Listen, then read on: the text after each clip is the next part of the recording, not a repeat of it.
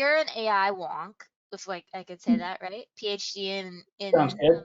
what new changes and trends are you seeing in AI and transportation right now because of COVID-19? I think very much now everyone is focused in on really applications. Let's not worry about sort of the what if in 5 years this is what like Let's take what we have and let's deploy it at something because we know we have problems now. This is a really, in a cruel way, opportunity now for applications of AI rather than just sort of a lot of talk about what its potential might be, but rather, let's go after solutions that will work. Let's go after ways that we can make real progress today. And I think Yeah. that's really exciting in terms of how the community has responded. So in your AI community, what innovation would have been 10 years, 15, 20 years away, but it's now in our lap? Oh, I mean, definitely it's the biotech sector. That's exciting. That's an area that got some love, but never really massive amounts. That's really venture capitalists are now seeing that in a totally new light. I think the entrepreneurs in the middle, the most exciting part there is that with sort of streamlining the regulations of how to go from I have an idea to let me see if it can actually help people. Um, Yeah. that is really opening the floodgates of innovation, and I think that's really, really exciting. It certainly comes with its cons. We didn't build a very slow-moving biotech sector because we thought that was the best idea for innovation. It was designed around safety.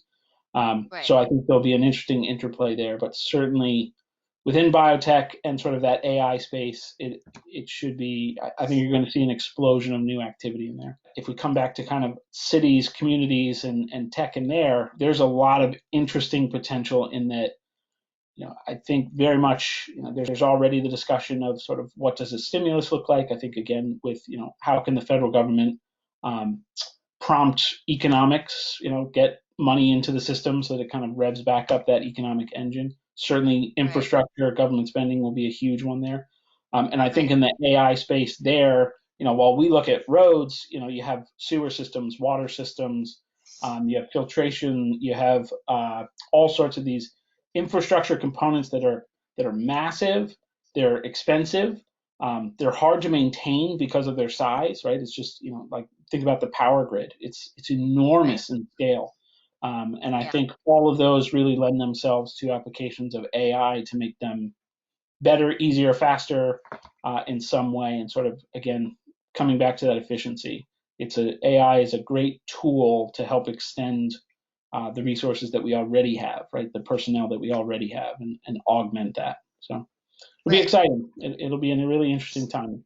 And are you seeing cities' priorities and the private sector priorities pivot towards that already? I think still everyone is more concerned about, and rightly so, the sort of week by week progression of what's Right. happening. Like that is certainly, the vast mind share of what people are talking about. I think that what I'm talking about in terms of these new opportunities, um, I think are what when people think 6 months, 12 months from now, that's what it feels like we're going to be moving towards. And Yeah. so while we are probably not seeing everybody re-steering the ship into that direction yet, the Yeah. fact that so many people are preparing for it really means that I think two different pieces. One, it's going to be a really interesting time for the next good while in terms of Yeah. watching it sort of reorient.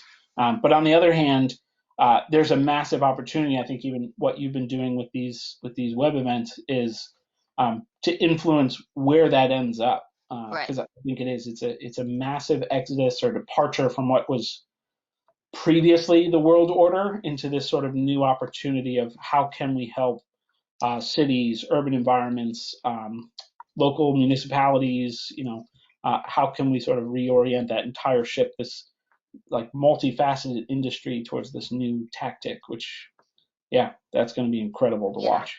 Okay, well, robotics, give us a little quick 2-minute synopsis for our audience who doesn't know robotics really well. Sure. Yeah. So we are spinning out of Carnegie Mellon University about 3 years ago. Our entire product is based around helping governments to better understand their road networks. So you think about like a road manager, someone responsible for managing and maintaining the roads within their community. They take tax dollars and apply that to filling potholes, repaving roads, we help them to better understand that. The way that we do that is we use a smartphone camera. Smartphone just mounts it up in the windshield of a car. You drive around collecting video data, and then we've created a AI platform that's actually able to identify the distresses that it sees in that roadway. So things like potholes, but then other sort of more technical ones, alligator cracks, all sorts of different types of cracks, patching. It takes all that information together and then gives that back to this road manager in a data set online that they can utilize that data to better understand, what should we do right now? What should we do for the next year? What should we do for the next 5 years? And then update that plan. So it's really about sort of stretching tax dollars, or at least using them the most effectively to maintain our infrastructure. So what are you working on right now that you're most excited about? So end of last summer, we closed our last funding round, and one of the things we did with that was we hired in a lot of new engineers, a lot of new people on our growth teams, marketing teams, and so we were trying to grow and grow and grow.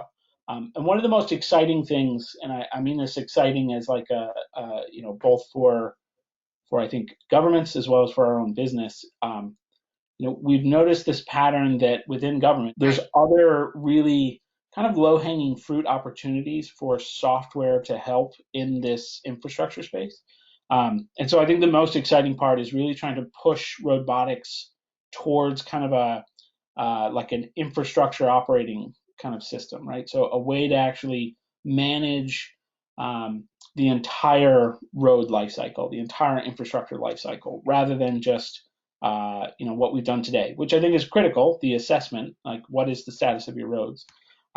But you think like there's a lot of process that happens within the government. And so the exciting part for us is, with the client base that we have, somewhere over like 200 governments that we work with today, all Yeah. across the world, we have just such an incredible opportunity to get feedback on like, hey, could we help with this? Could we help with that? And overwhelmingly, the answer even before this crisis was yes. Like certainly you can help with that. And I Yeah. think even now it's more of a clamor for yes, you can help with this.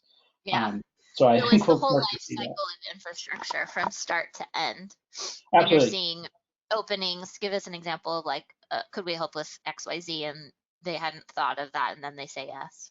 Sure. So, I mean, even imagine just slightly right next to roads, right? Think about all the other things that you see in there, right? So you have the street itself, you have curbs, sidewalks, traffic Yeah. lights, street signs, all that kind of stuff. Like there's other assets that are in there. But Sure. then imagine, one of the big problems that a lot of cities have is utility cuts, right? So the water main breaks, and so they have to dig into the road to sort of repair it, or you want to run new sewer line, or you want to run new um, fiber cable, or Right. whatever it is. You need to sort of like dig up the road and then repair it again. That is its own sort of like life cycle management. You have how to engage with citizens. If you saw a pothole or you see a problem or a water main break, how do you report that back? And Yeah. I think that's really kind of it's a cohesive unit, right? It's the same people within the government, but it doesn't necessarily have the same sort of technology and platform to sort of make it addressable and easy to manage. And again, I think that's an efficiency thing. It's going to be how do we make this as simple as possible? So, Yeah. a lot of it right now is that I think there's massive opportunity there. And I think Right. where robotics is starting to like test the waters on different dimensions and even looking to like partnerships with others about, maybe Yeah. someone else has solved a piece that if we work together more closely, we can make, government even more efficient by collaborating. So that part will be incredibly exciting to watch sort of That's the interesting. progression from robotics as assessment to, a little bit larger of a worldview of what we can help.